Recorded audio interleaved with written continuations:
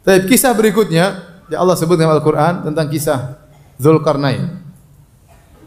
Dzulqarnain. Allah sebut dalam surat Al-Kahfi ayat 83. Wa yas'alunaka 'an dzil qarnain. Qul sa'atlu 'alaikum minhu dzikra. Mereka bertanya kepada engkau tentang Dzulqarnain. Katakanlah wahai Muhammad, aku akan bacakan kepada kalian tentang Dzulqarnain. Disebut dalam riwayatnya lemah, orang Yahudi ingin ngetes Nabi. Mereka ingin tanya sesuatu dan tanya yang susah-susah. Namun Allah kasih wahyu kepada Nabi sebelum mereka sampai. Kata Nabi SAW, wahai orang-orang Yahudi, kalian tentu ingin ngetes saya lagi kan? Mau saya kabarkan kepada kalian apa yang kalian mau tanyakan atau kalian kabarkan kepada aku? Kata mereka, engkau Muhammad kabarkan kepada kami, apa sih yang kami ingin tanyakan? Kata Rasulullah, kalian ingin tanya tentang Dzulqarnain kan? Sa'atlu alaikum minhu dzikra. Aku akan menyebutkan cerita sebagian tentang Dzulqarnain. Inna makkanna lahu fil ard. Kami berikan dia kekuasaan di atas muka bumi.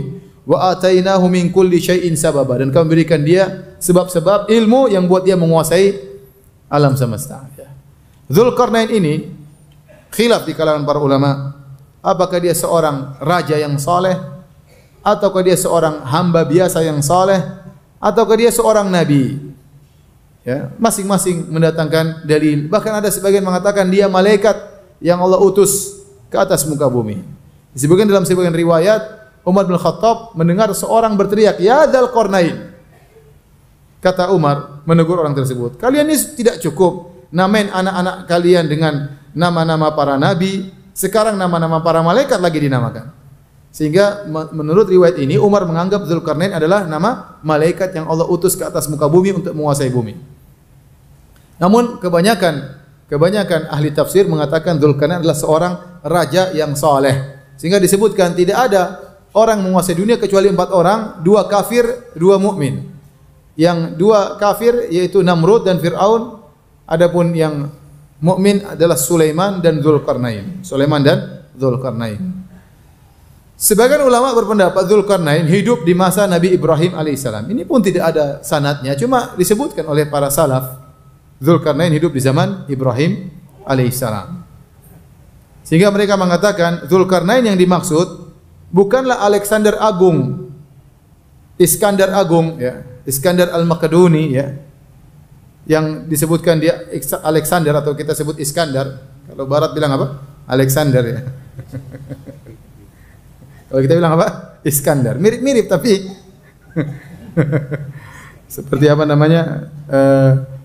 Yusuf jadi Joseph ya misalnya. Apa lagi? Juleha jadi Julia ya. Daud jadi apa? David ya. Jadi Iskandar disebut mereka Alexander ya. Nah, ada yang mengatakan dimaksud dengan Dzulqarnain adalah Alexander ini. Alexander bin Philips kalau nggak salah ya. Intinya dia menguasai alam semesta dari Yunani. Namun dibantah oleh para ulama. Kenapa? Karena Alexander dia hidup itu sekitar 300 tahun sebelum Nabi Isa. Jadi jauh setelah zaman Nabi Ibrahim. Sementara Dzulqarnain di zaman Nabi Ibrahim ini sebagaimana pendapat Ibnu Hajar Al-Asqalani. Dia mengatakan tidak mungkin. Yang pertama, masanya berbeda. Dzulqarnain di masa Nabi Ibrahim, Alexander Agung ini di masa ratusan tahun sebelum Nabi Isa alaihissalam. Kemudian Alexander ini dari Yunani dan gurunya adalah Aristoteles. Dia kafir. Adapun Dzulqarnain adalah seorang yang beriman. Dan ini juga dikuatkan oleh Ibnu Taimiyah rahimahullah taala membantah orang yang mengatakan Alexander Agung atau Iskandar Al-Makedoni adalah Dzulqarnain. Benar dia bukan Dzulqarnain. Adapun Syekh bin Baz rahimahullahu taala berpendapat Dzulqarnain adalah seorang nabi. Kenapa? Karena disebutkan dalam surat Al-Kahfi, ya. Allah mengatakan qulna ya dzal qarnaini imma an tu'adziba wa imma an tattakhidha fihim husna. Kami berkata kepada Dzulqarnain, silakan apa yang kau kehendaki lakukan kepada mereka. Kau ingin azab atau mengadab mereka atau kau ingin berbuat baik kepada mereka. Allah mengatakan kulna. Seakan-akan Allah berbicara dengan Dzulqarnain. Jadi Syekh bin Baz mengatakan rahimahullah taala yang lebih kuat Dzulqarnain adalah seorang nabi. Intinya di masalah khilaf apakah dia seorang nabi atau bukan, ataukah seorang raja atau seorang hamba soleh yang biasa. Dan kenapa dinamakan Dzulqarnain? Al-Qarn bahasa Arab artinya tanduk. Dzulqarnain artinya pemilik 2 tanduk. Kenapa dikatakan pemilik dua tanduk? Ini pun ada khilaf di kalangan para ahli tafsir. Antum bisa baca kesimpulannya dalam tafsir Al-Baghawi. Di awal-awal ayat ini dia mengatakan dinamakan Dzulqarnain banyak pendapat. Di antaranya disebutkan Dzulqarnain ini punya tanduk. Di sini benar-benar tanduk dan dia selalu menutup kepalanya dengan imamah, dengan sorban. Ya. Dikatakan dia adalah orang yang pertama pakai sorban. Kenapa? Untuk menutup tanduknya yang nampak, maka dia tutup dengan sorban. Ini pun tidak ada sanadnya ya. Ada yang mengatakan Dzulqarnain, dikatakan dia Dzulqarnain milik dua tanduk karena dia menguasai Persia dan Romawi. Romawi dikatakan tanduk, Persia dikatakan artinya dia menguasai dua negara adidaya, dia kuasai ya timur dan barat ya, sehingga dikatakan dia memiliki dua tanduk disebut dengan Dzulqarnain. Gelar dia sang pemilik dua tanduk. Ada yang mengatakan dikatakan dia milik dua tanduk karena dia berjalan selalu punya kepang dua. Ini kebiasaan orang dulu. Karena dalam bahasa Arab korn juga artinya kepang.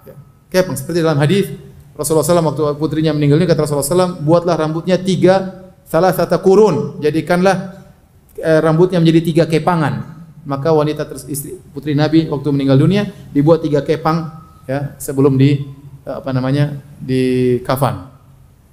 Sehingga dikatakan Dzulqarnain dia punya 2 kepang. Dia pakai rambut dikepang, rambut panjang, dia berjalan sehingga orang memberi gelar dia dengan sang Dzulqarnain itu seorang memiliki 2 kepang rambut. Ini tentunya tradisi zaman dahulu ya. Antum jangan sekarang kemudian bikin 2 kepang ya. Orang sekarang kalau punya kepang, rambut panjang seperti perempuan nanti dibilang apa? Bencong ya. Beda-beda. Tradisi berubah. Kalau zaman dahulu, zaman Nabi SAW, orang masih pakai kepang. Perang mereka kepang, rambut panjang mereka perang. Nah, ada lagi yang berpendapat Dzulqarnain ini diriwayatkan dari Ali bin Abi Thalib. Kenapa dikatakan dia Dzulqarnain? Karena dia berjihad, kemudian dia ditangkap oleh musuh, kemudian ditikam kepalanya salah satu sampai dia meninggal dunia. Kemudian Allah hidupkan dia lagi. Kemudian dia memerangi mereka, mengalahkan mereka. Kemudian dia berperang lagi, berjihad, ditangkap lagi oleh musuh, ditikam lagi salah satu kepalanya, bagian kepalanya.